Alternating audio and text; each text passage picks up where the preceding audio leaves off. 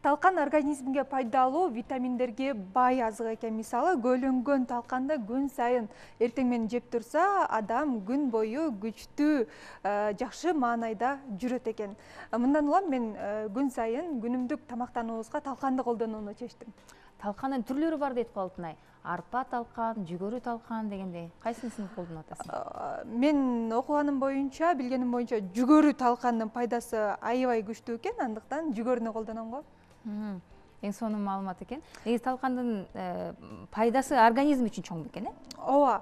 Жүгөрү талканда С витамини бар экен, Д, Е, кальций, магний, көптөгөн биздин организмибизге керектүү сөөктөрүбүздү бекемдей турган, маанайыбызды жакшырта турган, чачтарыбыздын өсүүсүн тездете турган, биздин организмге өтө эле пайдалуу, ошондой эле жашарта турган дагы бир касиетке, күчкө ээ экен да жүгөрү талкан. Ошондой эле диетологдордун айтымына караганда, талкан организмдеги холестериндерди чыгарат экен.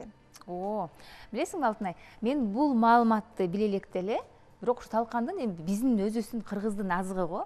Жакынкы учурдан бери мындай алып, анан кийин дүкөндөрдө да талкан сатылып калды го. Анан кийин алып, анан жарма бышырып баштадым да, үйрөнүп баштадым. Анан чындыгында балдар жакшы жейт экен. Эң сонун жарманы дүкөндөн сатып албай, натуралдуу, таза кылып, сиз демек үйдөн жасап аткан экенсиз. Жүгөрү талканды мына ушундай кылып да жарма менен дагы, анан талкан катары көлөнгөн талкан кылып да жесе болот экен да, Ушул маалыматтардын баардыгын уккандан кийин мен баягы бешик тойлордон келген талкандар жөн эле үйдө туруп эскирип калат болчу, мындан кийин эскирбей турган болду. Билесиздерби, биз эмне үчүн бул азыктын баягы кайсыл витаминдерге бай экендигин талкуулап жатабыз? Анткени биз бүгүн туура тамактануу тууралуу сүйлөшөбүз. Андыктан биз менен болуңуздар. Бүгүнкү эфирибизде абдан кызык болот. Эфирде аялдар ааламы Арузат. Саламатсыздарбы? Сиздер менен мен Айнура Бекебаева жана ошондой эле кесиптешим Алтынай Турарбекова болмокчу.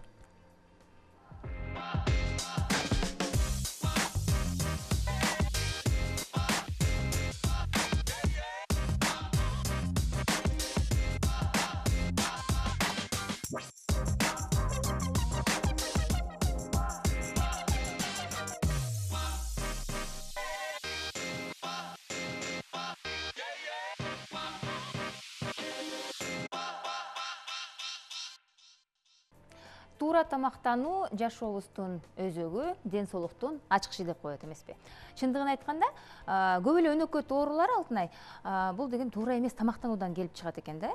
Анан кийин ошон биз баягы билбей эле бир таттуу нерсе жегенди жакшы көрөбүз го. Эч нерсеге карабай мындай, же болбосо ачуу, же мындай көбүрөөк канты кошулган, же болбосо туздуу, камыр тамактарды жакшы көрөбүз дегендерди бир ушундай бир сүйүп жейбиз го. Бирок ошол тамактар канчалык деңгээлде биздин ден соолугубузга пайдалуу.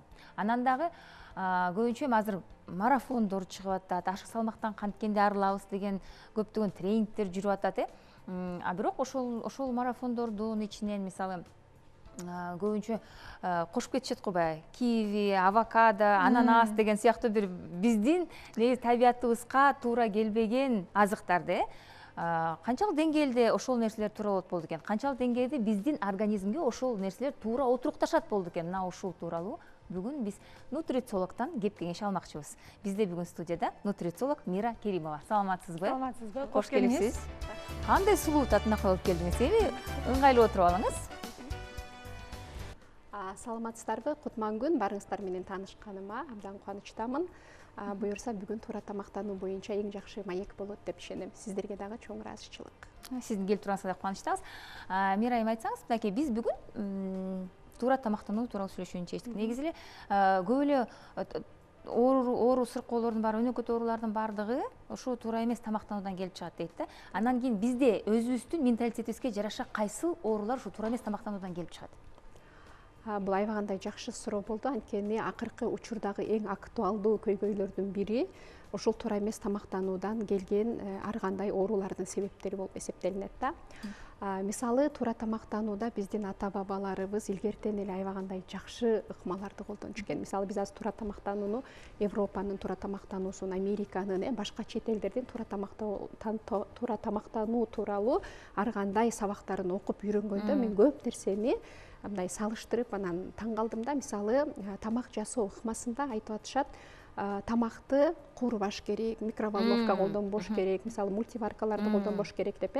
А биздин илгертен эле ата бабаларыбыз, биз өзүбүз деле азыркы учурда деле бар, көбүнчө сууга, бууга, анан тапка бышырган тамактарды пайдалуу деп эсептейбиз да. Себеби дегенде ошол учурда мейли ал углевод болобу, мейли ал белок болобу, клетчатка болобу, ал өзүнүн негизги курамын жоготпойт. Ал өзүнүн негизги витаминдерин, минералдарын сактап калат да. Ошол себептен туура тамактануу ыкмасы дагы өтө маанилүү болуп эсептелинет. Ошондой эле туура тамактанууда мисалы азыр жаңы эле талкан жөнүндө айтылган, мен ошого толук кошулам. Себеби дегенде биз азыр аны азыркы жаңы тил менен айтканда биз аны антиоксидант деп коебуз. Мисалы Голливуд жылдыздары Дженнифер Лопес, ошол эле Мадоннанын бир айткан сөздөрү бар: мен ичимен дагы, сыртыман дагы антиоксидант колдоном дейт. Демек ал эмне деген сөз антиоксидант деген? Антиоксидант дегендер булар аябагандай күчтүү биздин организмде ар бир клетканы коргоочу кызмат аткара туруучу мөмө жемиштерде, ошондой эле талкандын кабыгы сыяктуу кебектерде боло туруучу бул бир ингредиент деп айтып койсок болот да. Ошол себептен ал С витаминден 6000 эсе күчтүү болот. Ошол себептен алар жана аминокислоталар деп коебуз, антиоксиданттар деп коебуз. Ошол нерсе биздин организмибизге пайдалуу экенин азыр башка батыш айтып атпаймынбы, Американын окумуштуулары изилдеп айтып жатышат. Аны болсо кыргыздар илгертен эле колдончу экенбиз. Илгертен эле мисалы кышында бозо ичип, жайында жарма ичип, бозодо дагы жанагы угутту кошобуз, өндүрүлгөн. Өндүрүлгөн азыр аны өндүрүлгөн дандарды дагы азыр өтө пайдалуу деп азыр дүйнө жүзүндө жаңы бир ачылыш жасап атышат да. Бирок ал ачылыш бизде илгери эле бар болчу. Биз буудайды өндүрүп алып, аны бозого кошчубуз, кээ бир жемдерди өндүрүп аны малдарга берчүбүз. Малды болсо кайра эле биз эмне кылабыз, өзүбүз жейбиз. Малдын этин адам баласы өзү колдонот, күнүмдүк тамак ашында колдонуп келебиз да. Ошол себептен туура тамактануунун кээ бир негиздери бизде мурундан эле бар болчу экен. Туура тамактануу үчүн негизи сиз айткандай жөн эле парга бышырыш керек экен, тапка бышырыш керек же духовкага бышырыш керек. Микроволновкага даярдалган тамактар алар демек зыян болуп калат, Микроволновка, мультиваркада жасалган тамактар эмне үчүн зыян? Анткени мультиваркада да болбойбу колдонгонго? Себеби дегенде ал аябагандай күчтүү температура менен жасалат. Күчтүү температурада болсо болгон витаминдеринин баары мындай болгон болбосо дагы 50%дан ашыгы витаминдери жок болуп, бизге ал тамак өтө пайдалуу болбой калат экен да. Ошол себептен биздин ата бабаларыбыз илгертен эле этти кайнатып жегенбиз, бууга бышырганбыз, анан тапка бышырган тамактар азыр көп эле кафе ресторандарда көбөйдү. Жанагы таш кордоо деген сыяктуулар, алар дагы өтө пайдалуу экен. Мисалы көңкөнүн наны, мисалы мурун биз эч качан мындай жогорку сорттогу ундарды колдончу эмес экенбиз да. Көбүнчө кебектери аралашкан экинчи, үчүнчү сорттогу кара ундарды көбүрөөк колдончу экенбиз дагы. Анан жашоонун өзгөрүшү менен бизге башка мамлекеттерден, башка жактардын дагы менталитети, каада салттары ошол нерсесин мындай убакыт өткөн сайын кандайдыр бир деңгээлде өзүбүзгө сиңире баштаптырбыз. Биз жанакы тамак жасаганда алгач көбүнчө эле көбүнесе баягы кууруп, этти кууруп, пиязды кууруп, мисалы анан кийин сууну коюп туруп, анан кийин башка бир салып коебуз го, бир нерсе азыктар салабыз го. Ошондо куурмач болуп калып атабы тамагыбыз? Ооба, жарым-жартылай. Себеби дегенде ошол эле этти салып коюп кайнатып эле, кайнагандан кийин эле үстүнө жашылчалардан салып анан жегенибиз көбүрөөк пайдалуураак да. Демдеп жеген пайдалуураак. Демдеп жеген же болбосо ошол кайнатылган шорпого эле, мисалы мейли сиз күрүч суп ичип атасызбы, мейли сиз азыркы учурда кайсы суптарды көбүрөөк колдонобуз, ошол дан азыктарды, жашылчаларды салып коюп эле колдонсоңуз, ошол көбүрөөк пайдалуу болуп эсептелинет. Ал эми кууруганда эттин көбүрөөк бизге керектүү, ал эттен көбүнчө углевод алабыз да биз, ошол углеводдордун көпчүлүгү кууруганда өлүп калат. Мисалы лагман жасаганда перецти куруп салабыз. Перецти кууруганда анын 70-80% бизге уже пайдалуулугу жогораак болуп, азыраак болуп. Кууруганда таттуу болуп атпайбы, бирок аябай даамдуу болуп атпайбы? Даамдуу нерсе бул негизи зыян болот экен. Жогоруда айтып өтпөдүңүзбү? Мультиваркага дагы жасаганга болбойт, анткени өтө күчтүү температурада бышырып берет деп, же кайнатылган болсо да болбойт экен да. Демек биз кайнатылма тамактарды деле канча градус ысыктыкта жасашыбыз керек? Анда негизи бир градусту атайын деле белгилебейбиз. Мурунку учурда мисалы отко бышырышкан, чокко бышырышкан, чокто азыркыдай өтө күчтүү температура болгон эмес. Ал анын табында көбүрөөк бышкандыктан анын пайдалуу заттары бизге көбүрөөк сакталып калган да. Ошол себептен колдон келишинче ошол тамакты даярдоо ыкмаларын дагы эске алышыбыз керек. Мисалы бардык эле тамактар азыркы учурда мисалы тилекке каршы бардык эле тамактар ар кандай жер семирткичтер менен жада калса малдарыбызга деле ар кандай жакшы мисалы эт бериш үчүн ар кандай тамактарды колдонуп атат, баттыраак мисалы эт алыш керек, баттыраак чоңоюш керек, көбүрөөк дары колдонуп атышат. Ошол себептен биз жеген тамак ашыбыздан дагы ошол нерселерди алып атабыз да. Мындай тандаганда колдон келишинче натуралдуу нерсе тандаш азыр кыйыныраак. Мисалы сиз соода борборлоруна барсаңыздар деле, соода борборунда 95% тамак аш бизге пайдасы жок экен. Ошол жерден 5 эле пайыз тамак аш бизге пайдалуу экен. 95% тамак аштарды карасаңыздар, бул бүт эле сырттан келген тамак аштар. Ошол эле чипсы, ошол эле мисалы газдалган ар кандай суусундуктар, ошол эле мисалы ар кандай кошулмалары, ар кандай химикаттары көп, азыктардын түрлөрү азыр аябагандай көп да. Анан биз барабыз дагы ошолорду дагы мындай азыркы учурда маркетинг ушундай күчтүү иштегендиктен колго аябай жакын жерлерге коюп коюшат. Мисалы балдарга чипсыны балдар жете тургандай жерге коюп коет, же болбосо кассанын жанына коюп коет, шоколад, мисалы сагыз деген сыяктуу нерселерди. Аны кетип баратып кассада сиз кезегиңизди күтүп турасыз да, аны мындай өзүңүз эле автоматтык түрдө, машиналдуу түрдө сиз аны дароо эле алып аласыз да. Ошентип биз азыркы учурда мындай кичине туура эмес тамактануунун үстүндө болуп атканыбыз бир аз өкүнүчтүү. Бул жерге еще тест татымдар дагы кирет. Мына көрдүңүздөрбү, өзүбүздүн азыктарыбызды, көбүнчө өзүбүздүн азыктарыбызды жешибиз керек экен. Анткени биздин организмге баягы жана айтып өткөндөй чоң пайдасы бар экен. Негизи адам бир күндө канча жолу тамактаныш керек? Рацион тууралуу айтып бериңизчи. Ушул аябагандай сонун суроо. Негизи рацион тууралуу айтканда биз күнүгө 2-3 мал тамактанып көнгөнбүз, эртең менен түштө кечинде. Бул туура. Анан ортодон курсагыңыз ачып кетпеш үчүн же үйгө барганда ашыкча жеп албаш үчүн ортодогу перекустар дагы сунушталат. Шамшум эти, кыргызча айтканда ооба туура. Шамшум этүүлөр дагы сунушталат. Анан шамшум этип алганда ошол учурда көбүрөөк биз жемиштерди жешибиз керек экен. Шамшум этиди тамак менен аралаштырып жеген болбойт. Мисалы алманы, мисалы биз дасторкон даярдаганда бизде сый деген ушунчалык бир сонун нерсе бар да, кыргыздарда ушундай меймандоспуз, сыйкорбуз, сыйчылбыз, сырттан келген адамдарды, конокторду мейли алар чет жактан келип атабы, мейли ал туугандарыбыз, мейли ал кошунабызбы, мейли ал тааныбаган адам ошолордун баарын эле тосуп ала беребиз да. Анан бул жаратылыштын, бул жашоонун, табияттын көркү болгон нерсе да, сый. Бул сөзгө болгон сый, бул адамдарга көбүнчө биз сый урмат дегенде тамак аш аркылуу сыйлоону көбүрөөк кабыл алабыз да. Анан ошол сыйлаганда биз дасторкон үстүнө үйдөгү болгон нерсени жайнатып койгонго аракет кылабыз. Баардык нерсени коюп коебуз да. Анан ал жерде ысык тамактан баштап салат, бүт баары болушу мүмкүн да. Ошол нерселерди бир отуруп жеп алганга караганда ошол нерселерди рацион менен бөлүп жеген көбүрөөк жакшы. Мисалы, кичинекей өзүңүздүн балдарыңыздарды деле элестетсеңиздер, басып туруп тамак жешеби? Басып туруп. Кээ бирде ошондой болгондо урушуп калабыз. Отур, тое жеп албайсың. Эмне тойбой туруп алып, ары бери басып жеп атасың, ары бери көтөрүп жеп атасың деп урушабыз. Негизи табигат, жаратылыш бизди ошондой жараткан. Жаратылышта биз бат-баттан анан аз-аздан тамак жешибиз керек экен. Биринчиден ашказаныбызга өтө күч келбейт.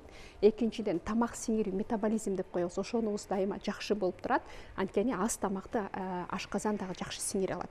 Батыраак иштей алат. Жана бул нерсе бизде мурунтан эле бар эле. Ашказаныбыз мынча болсо, анын 3/1 абага калыш керек, 3/1 тамакка, 3/1 сууга дейбиз. А биз ошол ашказаныбыздын 100%-ын тең тамакка толтуруп алабыз. Бир отуруп эле, жанагы конокко барганда же конок тоскондо отуруп эле баарында бир учурда эле жеп алат экенбиз дагы. Анан ашказаныбыз кыйналып калат, Сиз айткандай оорунун ар кандай боор оорулары, өт оорулары, анын баары эле организмди биз аябагандай кыйнап үстүнөн шыкап салгандан ошондой оорулардын келип чыгышына себеп болот да. Ошол себептен колдон келишинче кичинекей балдар эң эле туура кылат экен, биз аларга мындай тоскоол болуп, же болбосо аларды тыюу салбашыбыз керек экен. Алардын курсагы ачкан учурда жесин да. Биз болсо отуруп алып, тое же бол деп жебей атса дагы, жедирип ушул тамагыңды түгөт деп мисалы ошентип кыйнайбыз да. бала өзү бала эле эмес, чоң адам деле курсак ачканда тамак жеш керек экен. Анан жанагындай аз аздан бат-баттан бир күндө 4-5 мал жесе, бул мындайча айтканда бир өзүнчө убакыт сааты менен эмес, курсак ачканда эле дейсизби? Убакыт сааты менен болгон андан жакшы, колдон келсе. Эмне себептен анткени организм ашказан ошол учурда дайыма иштеп көнүп калат. Азыр мага тамак келет, азыр мага суу келет. Акыркы учурда биз дагы бир марафон өткөндө ушул будильникке коюп алып тамак жедик. Эртең менен 7-де мисалы эртең мененки тамак боло турган болсо, ортодон суу ичүүнү да түшкө чейин батыраак болуш керек. Суу ичүү дагы бул өзүнчө эле бир үйрөнө туручу маселе да. Себеби дегенде суу ичүүнү да биз жакшы билбейбиз. Суу ичүүдө суусаганда мисалы мындай аябагандай суусап, жанагы орозо учурунда бир башкача суусаганда бир ичкенде эле 1-2-3 стакан сууну же 1 литр сууну бир эле ичип коебуз да. Бул дагы биздин организмибизге жалпы тарабайт. Бул бизге организмге кирет да, кайра ошо боюнча эле чыгып кетет. Биздин организмибизге тарап ар бир клеткабызга чейин суу жетиш үчүн сууну аз аздан уртап ичкен туура. Эмне үчүн мисалы бир конференцияларга же бир жерлерге жолугушууларга барсаңыз сөзсүз бир стакан суу турат, анан аны бир аздан уртап эле ичип коюп коет. Ошентип сиз бир күн ичинде эртең менен турганда дароо 1 же 2 стакан сууну ичсеңиз болот. Ал эми бир күн ичи бою сиз сууну аз аздан анан кичинеден уртап ичкениңиз бул сиздин клеткаларыңызга жакшы тарап, ар бир мисалы тканьдарыңызга чейин, ар бир органдарыңызга чейин жетүүгө жакшы мүмкүнчүлүк болот. Ошол себептен суу ичүүнүн дагы өзүнүн дагы ыкмасы бар да. Ошондуктан сууну да демек жөн эле аз аздан. Негизи эле мындай айтканда өзү менен мындай суу алып жүрүү туура экен да, анан аз аздан ичип коюп, сууну организмди сууга толтуруу дегендей да. Туура гана тамактанбастан, туура убакытта да тамактаныш керек дейт го. Анан кайсыл убакыттарда кайсыл азыктарды жесек бизге пайдалуу болот? Негизи азыркы учурда ушу Батыш Европанын, Американын туура тамактануусунда көпчүлүк учурда алар эмнени сунушташат? Көбүнчө белокторду сунуштайт. Жалаң. Мисалы биздин организм макро, микро, фитонутриенттерден турат да. Мунун баарын айтып бериш бул уже медициналык жакка көбүрөөк жакыныраак болуп калат. Мисалы макронутриенттер бул биздин организмдеги углевод, белок, клетчатка, анан майлар болот. Ошондой эле суу. Суу бул өзүнчө. Микронутриенттер булар болсо витамин жана минералдар. Буларды биз элестеткенде тегирменди баарыбыз эле билебиз. Мисалы тегирменди алып карасаңыз, тегирмен бул өзү макронутриент болсо, бул углевод, белок, жир, майлар болсо, ал эми анын айланып турган калакчалары ал микронутриенттер. Бул витамин жана минералдар. Ошол себептен биздин организмде витамин, минералдардын жетишсиздигинен дагы ар кандай оорулардын, көйгөйлөрдүн пайда болушу мүмкүн. Мисалы кальций, магний, фосфор, селен деген сыяктуу А, Б витаминдин группалары ошолор жетишпегенден биздин организмде ал нерсени бизге мындай сигнал берет дагы, биз ошондо дагы маани бербей жүрө беребиз да. Мисалы сигнал бергенде тырмактарыбыз сынып баштайт, чачтарыбыз түшүп баштайт. Анан чачыбыз түшүп атканда биз ошого дагы көңүл бурбай жүрө берет экенбиз да. Мындай чачка шампуньдарды сатып алып, ал туура эмес, адам ичинен биринчи кам көрүш керек да. Себеби ал организм ушунчалык акылдуу нерсе, организмге бир минерал, мисалы мүмкүн магний жетпей атат, мүмкүн цинк, мүмкүн фосфор жетпей атат, анан ал сиздин чачыңыздан кичинеден алып баштайт. Чачыңыздан алып баштаганда эми чач бизге кооздук үчүн керек, кыздарга же болбосо бир аз коргоочу кызмат аткарат. Чачы жок деле адам жашай алат. Чачыбызды алып салсак деле биз чачы жок деле жашай беребиз да. Бул биздин организмдин бир бөлүгү, бирок чачы жок деле жашай алабыз. Бирок ошол эле учурда ошентип биздин чачыбызга сигнал берип атканда биз көңүл бурбай жүрө берсек, ошонун барып анан эмне болот? Сөөктөн алып баштайт. Биздин ар кайсы органдардан ар кандай ошо минералдын, витаминдин жетишсиздигинен сөөктөн, биздин денебизден ар кандай тканьдардан алып баштаганда анан оорулардын пайда болушуна дагы бирден бир себеп ушул нерсе болуп эсептелинет да. Эң негизгиси ошол витаминдердин жетишсиздиги акырын-акырындан, эгерде биз көңүл бөлбөй койсок, акырын-акырындан органдарга таасирин тийгизе баштайт экен да. Эң сонун биз азыр кыска тыныгуудан кийин сиздер менен жолугушабыз, андыктан биз менен болуңуздар, андан биз сөзүбүздү улантабыз. Кухнянын баары коюлду, освещениясы менен.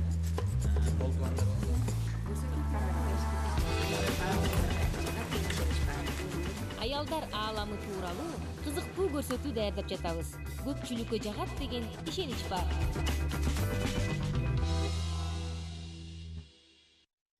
адамдын узак жашоосунун, ошондой эле ден соолугунун чың болушунун негизи экен. Бүгүн биз сиздерге туура тамактануунун курамына кирген кургатылган мөмө жемиштердин пайдалуулугу тууралуу айтып беребиз. Туура айтасыз. Азыр ушул эле негизги кургатылган мөмө жемиштер ден соолугубузга кандай пайдалуу экенин биз сиздер менен бөлүшмөкчүбүз. Азыр бул жерге биз мындай курманы алып койдук, ошондой эле жаңгактын да пайдасы көп экен. Ошондой эле кургатылган өрүк жана мейиз. Мына ушул азыктарды сиз дайыма өзүңүз кол жеткен жерге коюп коюшуңуз керек. Столдун үстүндө, дасторкондун үстүндө дайыма коюп коюңуз. Ошондой эле иш бөлмөңүзгө дагы иштеп жаткан столуңуздун үстүнө да коюп, шам-шум этип турсаңыз, бул сиздин ден соолугуңузга өтө чоң пайдасын берет. Туура айтасыз, Алтынай. Негизи эле көзгө көрүнгөн жерге кое турган болсок, муну сөзсүз түрдө унутпастан биз даам татып турат экенбиз. Ошондой эле биз азыр курманын пайдасын айтып өтө турган болсок, курма бул чачтын түшүшүнө да пайда берет экен дагы, бул ден соолукта ички организмге да абдан пайдасы чоң экен. Себеби дегенде сөөктөрдү бекемдөөгө да касиетке ээ болот экен курма. Демек, ар бир чачым түшүп атат деген айымга курма жөөнү сунуштайбыз. Курма, өрүк жесе, анын сөзсүз түрдө чачы бекемделет экен. Жаңгактын пайдалары кандай экен? Жаңгактын пайдасы бул эс тутумду жакшыртат экен. Эс тутумду жакшыртат экен. Ошондуктан бул жаңгакты бал менен аралаштырып жесеңиз дагы ден соолугуңуз үчүн абдан жакшы. Азыркы учурда, кечиресиң, азыркы учурда көпчүлүгүбүздүн эле эс тутумубуз начарлап кетти. Анан кийин кантип эс тутумубузду мурдакы калыбына келтирсек болот деп ушул көйгөйдүн үстүндө жүрөбүз. Демек, анын чечүүнүн жолу дагы оңой экен. Дайыма сиз жаңгакты күнүмдүк тамактанууңузга кошуп, салаттарга да кошуп жасап турсаңыз, демек сөзсүз түрдө биздин эс тутумубуздун жакшыруусуна шарт түз берет экен. Андан кийинкиси бул өрүк. Өрүк бул негизи эле бул жүрөктүн иштешине таасири, пайдасы аябай чоң экен. Эгерде күнүнө жок дегенде бирөөнү гана жей турган болсо, анда бул кан басымын нормага салып туруучу касиетке экен да өрүк. Эң сонун. Демек, кан басымы бар адамдардагы сөзсүз түрдө өрүктү колдонуусу абзел. Ал эми ушул эле мейизге токтоло турган болсок, бул мейиз боорду тазалайт экен. Эгерде эртең менен жок дегенде 5-6 уштукту, 5-6 даананы жылытылган сууга салып кое турган болсок, ошонун суусун иче турган болсок, анда бул ички организмди тазалайт. Кадимкидей ички организмди жууп тазалайт экен. Элестетиңиз. Эң сонун, анан дагы бул кургатылган мөмө жемиштер менен кургатылган өрүк, кургатылган алма, мейиз, курмаларды кошуп, биз суусундук жасап, кадимки сууну куюп эле кайнатып, суусундук жасап, суусун ичсек, бул биринчи кезекте албетте суусунубузду кандырат, анан биздин организмибизге дагы өзүнүн оң таасирин берет экен. Дагы айта кетчү нерсе, негизгиси көбүн эсе айтыш мүмкүн да, кургатылган бул мөмө жемиштерде деле таттууга ичинде сахар болушу мүмкүн да депчи.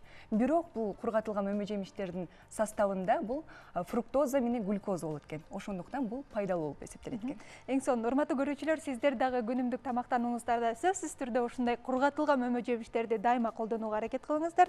Биздин бүгүнкү сиздерге бере турган пайдалуу маалыматтарыбыз соңуна жетти. Эфирде болсо алдыга карай улантабыз. Жөн гана жылмайчы, сен аялсың. Айланаңды карачы, кандай кооз. Шашпа, жашоо, жыргал. Иште, окум, алдыга гана умтол. Билесиңби, сенин ар бир кадамың кубаныч тартуулайт. Сенин барың бул бакыт. Анткени сен аялсың. Ар дайым эсиңде болсун. Солуулуктун, улуулуктун, жашоонун өзү аялдан башталат. Улуттук каналда Арозат.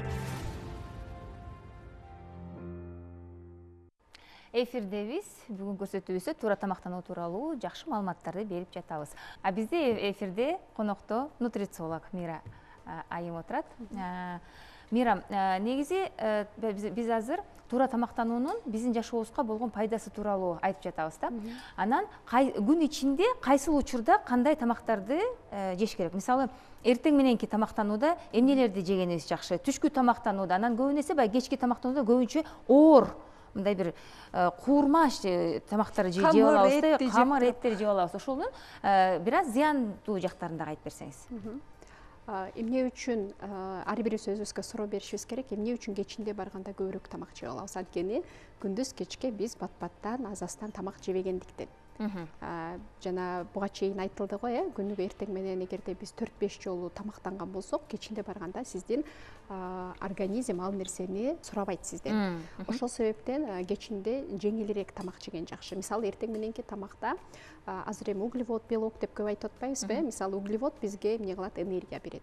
Белок болсо биздин организмдин курулуш материалы. Мисалы, биз үй куруп атканда деле канчалык курулуш материалдар ушундай сапаттуу болсо, үйүбүз дагы ушундай сапаттуу, бекем, жакшы курулат да. Ошол сыяктуу биздин организмге дагы канчалык сапаттуу белокторду берсек, биздин организм дагы ушунчалык бекем болот. Көпкө чейин оорубайт, ар кандай ооруларды өзүнө жуктурбайт да. Ошол себептен эртең мененки тамак ашта көбүнчө жумуртка желген сунушталат. Жумуртка. Негизи жумуртканы күнүгө куруп жеберген туурабы?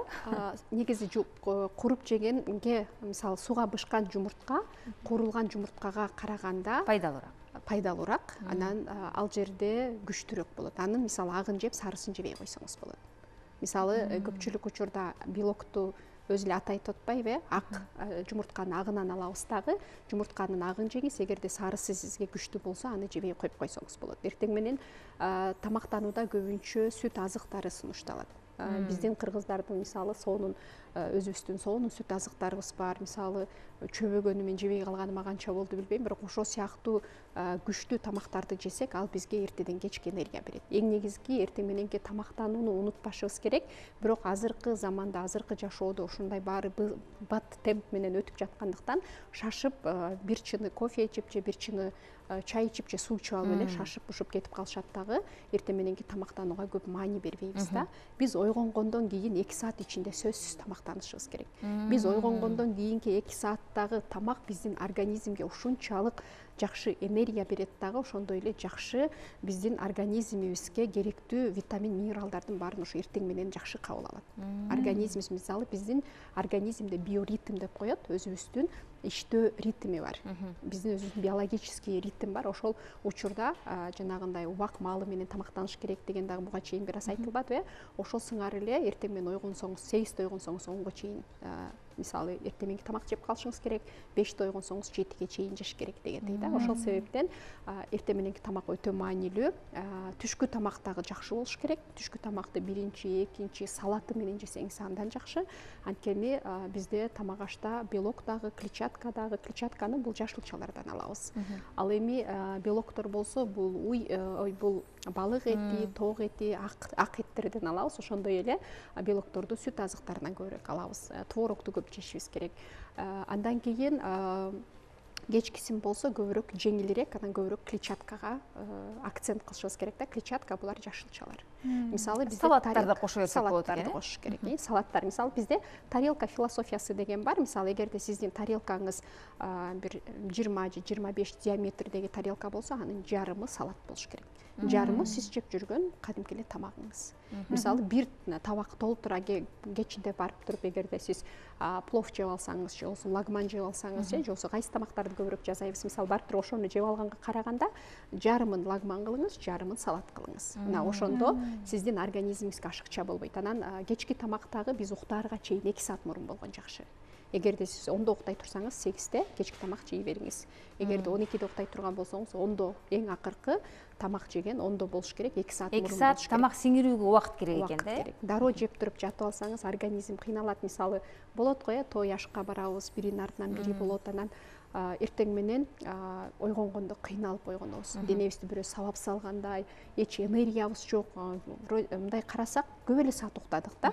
Кечинде 8-9 саат деле уктасак деле эч өзүбүзгө калыбызга келбей эле, тескерисинче денебиз жанчылып ойгонот. Эмне себептен? Анткени биз ашыкча тамак жеп жатып алсак.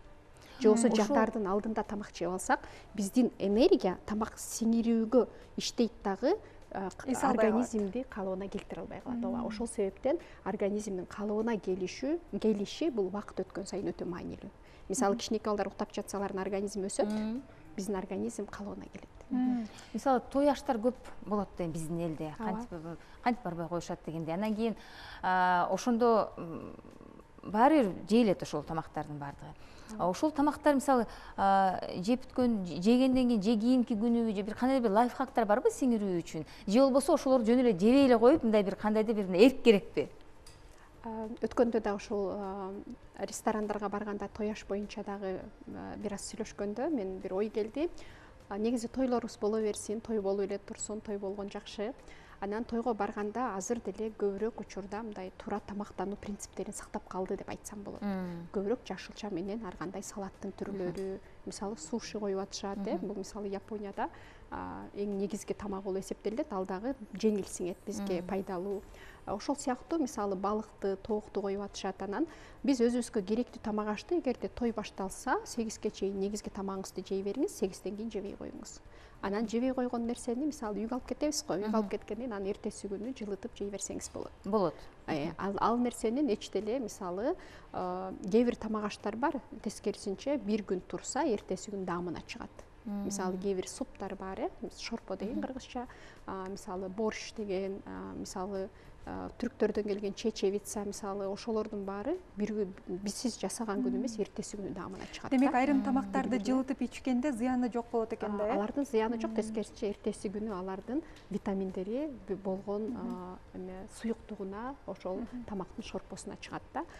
Ал нерсенин баарын тескерисинче колдоно берсек болот. Анан ашыкча тамакты эми өзүбүз эле контроль кылбасак, биз үчүн бирөө кылып бере албайт эч качан. Мисалы биз өзүбүз үчүн өзүбүз тамак жейбиз, өзүбүз үчүн мисалы өзүбүздүн керектөөлөрүбүздү канааттандырабыз да, биз үчүн башка бирөө кылып бере албайт. Чын эле бир чети кээ бир учурда эгерде сиз мисалы туура тамактануу дегендечи ушул жерден кошо кетейин, кээ бирөө диета менен алмаштырышат да. Диета деген бул такыр башка. Бул жерде сиз ар кандай бир ооруга чалдыксаңыз же аябагандай арыктагыңыз келип атса, ашыкча салмактан арылгыңыз келип атса, анда тамактардын рационун азайтат. Ошондой эле кээ бир тамактарга тыюу салынат. Бул диета. Бул диета. Туура тамактануу бул балансташтырылган сизге керектүү витаминдерди же. Бул сиздин ден соолугуңузга эң биринчи орунда биздин максат ден соолук. Ден соолукту сактап калыш керек да. Мисалы бизде кыргызыбызда аябай жакшы сөз бар. Дени сак жашоо, дени сак улут деп коебуз. Биз ар бир үй бүлө бактылуу болсо, ден соолугу чың болсо, анда бүтүндөй калктын, элдин, ушул Кыргызстанда жашап аткан ар бир жарандын ден соолугу чың болсо, анда бүткүл улуттун ден соолугу чың болот. Бүткүл элде бактылуулук болот. Ден соолук болбосо, мисалы бактылуу болуш кыйыныраак да. Баягы биздин кыргыз элибиз акылман калк эмеспи? Сурайын дегеним, келин үйгө жаңы келин болуп кирип келатканда, анан бала төрөлүп үйгө жаңы чыгып келатканда чоң энелер келиндин дагы жаңы төрөлгөн баланын оозуна дагы сары май жегизип коюшат, Анан көрсө ошол сары майдын дагы өтө бир пайдалуу жактары көп экен да. Ошо сары майдын пайдасы жөнүндө дагы айтып берсеңиз, биздин кантсе дагы улуттук тамагыбыз, Биздин улуттук тамагыбыздын көп эле пайдалуу азыктарыбыздын, анткени мен ошо кийинки учурда аябай баа берем биздин көптөгөн тамак аштарыбыздын пайдалуу экенин ошо башында айтылбады, башка жерден кайра бизге келип жатканына таң калам да. Азыр мисалы мынтип айтышат да, диетада мисалы буга чейин диета жөнүндө сөз кылбадыкпы, майга тыюу салышат, эч кандай май жебеш керек. Бул холестерин, май жегенде бизде ашыкча майлар көбөйүп кетет деген сыяктуудайчы, бирок майдын дагы пайдалуулары бар да. Мисалы майдын 3 түрү болот. Бул жаныбар майы, өсүмдүк майы, анан бул суу май. Жаныбар майы, өсүмдүк майы, балык майы. Ошол үчөө бизге аминокислота болгондуктан бизге баардыгы биздин организмге керек. Ал майсыз мисалы биздин тизелерибиз бүгүлбөйт болчу, майланышып туруш керек. Майы жок, мисалы биздин терибиз кургак болмок, мисалы биздин терибиздин астында, теринин астында себум деп коебуз, теринин майлуулугуна жооп берет да. Ошол нерселердин баары бизде аябагандай мындай дефицит болмок эгерде май жебесек. Майды дагы туура жеш керек, туура тандаш керек. Сары май бул 100% май болгондуктан биздин организмге аябай пайдалуу. Ошо сиз айткандай, эмне үчүн жаңы төрөлгөн баланын оозуна дароо мындай бир сөөмөй менен алып туруп майысты оозандырат.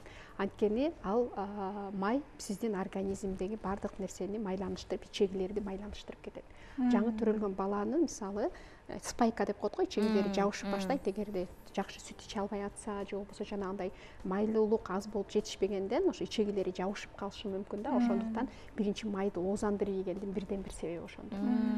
Келин келгенде иче карын тазалап кетет деген. Иче карын тазалап, бир аз майланыштырганда сиздин жеген тамак ашыңыз дагы мындай жакшы сиңет, жакшы ар бир ичек аркылуу жакшы өтөт деп айтсак болот да. Ал бизге мындай өтүүчү жол болуп эсептелинет. Ошондой эле биздин майдын пайдалуулугу бул транс жырга кирбейт. Транс жыр деген бул бир нече жолу тазалоодон өткөн же болбосо орусча айтканда обработанный, иштетилген тамак аштар, булар транс жыр болуп эсептелинет. Иштетилген майлар булар пальмовый май, сливочный май деген сыяктуу майлар бизге анын көп пайдасы жок. Биздин кыргыздын бул нукура тамактары тескерисинче пайдасы зор. Муну айтып атпайбызбы, ата бабаларыбыз окубай эле, илим билим албай эле, изилдебей эле өзүлөрүнүн канында болгон бул нерсе. Ооба, бул чындыгында Гүлөн Утустултур айтып калат го, масло ГХ деп, ГХИ деп калышат, ошол май экен. Демек бүгүндөн баштап үйүбүздө сөзсүз сары май болуш керек экен. Анан жанакы эле ошол арыктоо, бир кандайдыр бир туура тамактанууда авокадо деген сыяктуу, бир манго деген сыяктуу, бир өзүбүзгө башка жактан келген азыктар кошулуп атат да. Анан булардын биздин организмибизге отурукташы кандай? Адамдын организми акылдуу деп атпайбызбы? Адам баардык нерсеге көнөт.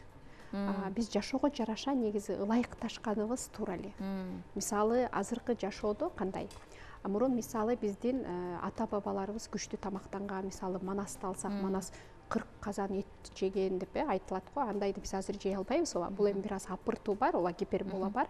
Бирок ошол учурда деле алар эмне үчүн андай күчтүү көп тамактарды жешкен? Биринчиден алар дайыма мындай согуштарга көп чыккан. Экинчиден алар талаа жеринде жашашкан. Азыркыдай биздигидей шарт болгон эмес. Азыр мисалы айыл жергесине барсаңыз деле шарт бар да. 2 километр жерден азыр эч кимибиз суу ташып келбейбиз. Мындай кара жумушту көп кылбайбыз. Мүмкүн бардыр, бирок мурункуга салыштырмалуу топ эле жашообуз жеңилдеп калды. Көп нерсени техника кыла баштады. Ошол себептен биз эми жашоого жараша биз дагы ыңгайлашып, ошого адаптация болгонду билишибиз керек да. Мисалы азыр шаар жергесин алалы, шаар жергесинде бизде мисалы кабат үйлөрдө жашасак, бизде баардык шарт бар, бизде кыймыл аз. Кыймыл аз болгон күндө биз ошол кыймыл азга ылайыктуу тамак аштарды жегенге туура келет. Демек бизге ошондо ошол азыктар отурукташабы деп отурукташканда, убактыбыз бүтүп баратканда байланыштуу. Отурукташканда мындай да, биздин организмге аны башка тамак аштар менен деле алмаштырсак болот. Эгерде мүмкүнчүлүк келсе, колуңуздан келсе, баарын эми ооз тийип жеп көргөнгө эмне жетсин, мүмкүнчүлүк болсо жеңиз. Эгерде ошол нерсе бизге азыр мурунка салыштырмалуу, сиз айтып аткан авокадо, манго, ар кандай жер жемиш жашылчан түрлөрү бизге деле келе баштады. Мурун жок болчу. Эгерде пайдасы бар болсо эмнеге жебейбиз деңиз. Эң сонун бүгүн биз туура тамактануу тууралуу бир жакшы маалыматтарды бердик деген ишеничтебиз. Андыктан туура тамактануу бул албетте бул жашообуздун маңызы, жашообуздун узун, ден соолугубуздун ачкычы дегендей. Ошондуктан туура тамактаныңыздар. Бизге келип пайдалуу маалыматтар менен бөлүшүп бергениңизге ыраазычылыгыбызды билдиребиз. Урматтуу көрүүчүлөр, туура тамактануу менен биз ар кандай оорулардын алдын алып, жашарып, ошондой эле өмүрүбүздү дагы узарта алат экенбиз. Аны менен катар улуттук тамагыбыздын баалуулуктарын дагы биле жүрөлү. Ден соолукта болуңуздар. Көрүшкөнчө.